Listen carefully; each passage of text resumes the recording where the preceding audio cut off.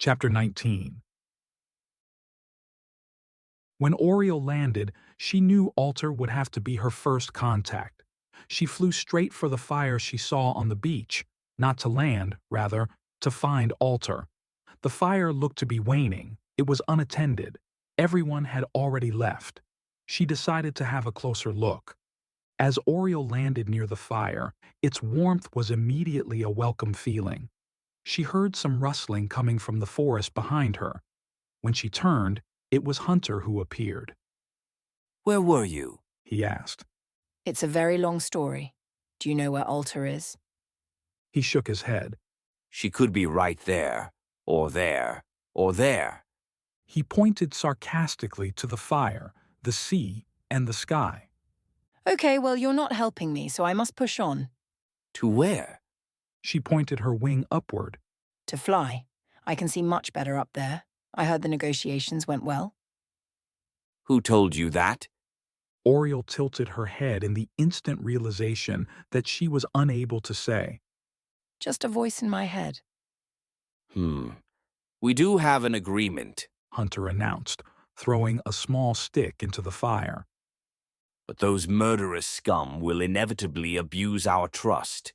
He paused, looking at Oriole with renewed interest. Why exactly do you want to meet with Alter at this hour?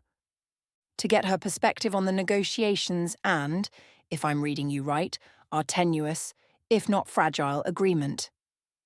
You should talk with one who before you go. He would want to know your agenda. And where is he? Hunter turned and pointed down the beach. He's on a walk. He's staying to himself. He's in mourning. Hunter's usual forceful voice was suddenly distant. Even his eyes seemed lost on some invisible horizon line. I'll try to find him, Oriole said, as she lifted herself into the air. Hunter watched her for a few moments and then turned his attention to the dying embers of the fire, throwing some more wood on it, hoping one who would return soon. As Oriole flew higher and higher, she drifted in the direction of the sea dragon encampment up the beach.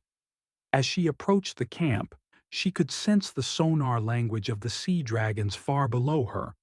They also had a fire and were sitting around it. She spotted her favorite rock outcropping and landed, her eyes riveted on the distant fire. The night was just starting to brighten on the horizon. Suddenly, she heard the flapping of wings, but when she looked, she saw nothing. And then, the familiar light emerged. Limbs sprouted. A head with antlers appeared shortly thereafter. In less than it takes to blink 20 times, Oriole recognized Alter in all of her splendor, standing before her. Even though she was completely shifted in her cervitaur expression, in the darkness of night, there remained a shimmer of light that extended around the outer perimeter of her form. Alter remained still for a few seconds, as if she was still processing the shift. I am here. You were seeking me? Her voice sounded a bit rough. Yes, I'm very glad you found me. Ah, it was not me that found you. It was them. Alter said, pointing to the sea dragons. Their sonar picks up on every large object that enters. She paused to consider the next words. What they now consider to be their homeland. I am their sentinel, sent to identify the intruder and, if necessary, alert the sea dragons to the intruder's agenda. She paused for a moment to see if Oriole picked up on her cue. Oriole remained quiet, staring at Alter in a mixture of awe and fear. Why are you here? Alter asked. Advice, mostly.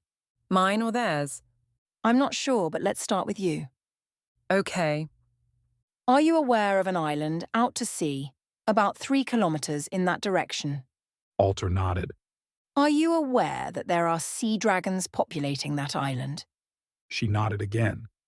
Are you aware that they have a sea dragon that is the size of our obsidian, maybe even larger, and that it can shoot fire for great distances? I am aware of such a creature. I did not know about her fire-breathing capability. The sea dragons hid this information from the werewolves as they were negotiating a peace agreement. Doesn't that appear deceitful?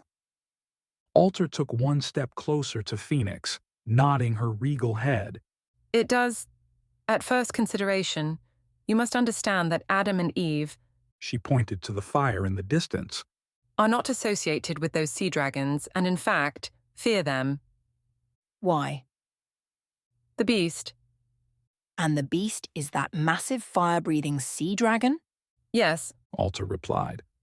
she started a religion around her unique qualities, And what exactly are her unique qualities?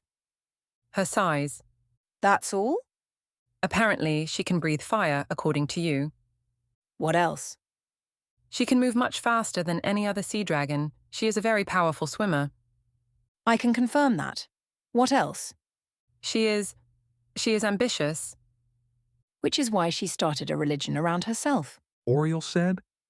Yes, but she wants to rule the sea dragon world through a system of oppression. How? She borrowed one of our religious beliefs. She claimed herself to be the messenger of God, the archetype of sea dragons. She, as the messenger of God, defines the rules, and everyone must abide by those rules. And that's why Adam and Eve left the sea? Yes, they are dissenters of the beast and the religion she professes as the one true religion of the dragon world. All other beliefs are to be ridiculed and eradicated, as they do not hold the beast as central to their ideology. Alter raised her head and sighed. They hid this from us. You hid this from us. You were supposed to be our trusted go-between, and you decided not to disclose any of this? They felt it would unravel our peace agreement. Forgive me, but while you were negotiating your peace agreement, I was killed by the land-loving sea dragons that worship the... Killed? Perhaps not on purpose, but these creatures emit a sonar that is so strong it kills at least certain creatures, and I, unfortunately, followed this beast to the island and was observing from high up in a tree. And then they started to get all riled up with their sonar blasts, and the next thing I knew, I was being resurrected. I would have loved to have watched that. Alter said admiringly. Stop it! Oriole demanded. Do you not understand that once the werewolves hear this, they will cancel the agreement and war is inevitable? Why? Why? Why do you think? They're werewolves who hate sea dragons, and their leader's wife was just murdered by one of those. She pointed to the sea dragons up the beach. They are looking for any excuse to eradicate you from their land. It is as simple as that. And with this disclosure, the excuses will be easy to find. The war cry will be undeniable. Alter sat down. A long, drawn-out sigh of frustration followed. I see your point. However, one of the things we negotiated with the werewolves is to come together when a common enemy attacks. The beast will be our common enemy, and with Obsidian, we have an excellent chance to defeat them. Instead of the werewolves making war with us, they can divert their hate and frustration to the beast, because truly she is the enemy. We defeat her, and the sea dragons will return to the sea as their safe haven. So we position dragons on 3 levels: sea, land, and air. Oriole said, pointing to Adam and Eve. They're on their way to becoming the first land dragons. The sea dragons will be driven back into the sea, and the one air dragon that we know of befriends the land dragons. That's basically what you're proposing, isn't it? Alter nodded. You're asking us to take your word that the beast is our enemy because it is yours. Oriole paused for a beat. Before we do your dirty work, we will need to meet the beast and determine her intent. If they stay on their island, why do we care? Why would we do the bidding for your sea dragons, risking our lives? Alter suddenly closed her eyes and stiffened her body. Oriole watched with curious eyes, believing Alter was about to shapeshift into a new form, but instead, she began to speak. You would be risking your lives by meeting with the beast. She is cunning and charismatic beyond belief. She will convince you to become part of her world, and you will not even know what you agreed to or even why. Who is speaking? Oriole demanded. I am Adam, speaking through Alter. And how do I know this is true? How do you know if anything is true? I see it. If you trust only your eyes, then you are trusting a partial reality.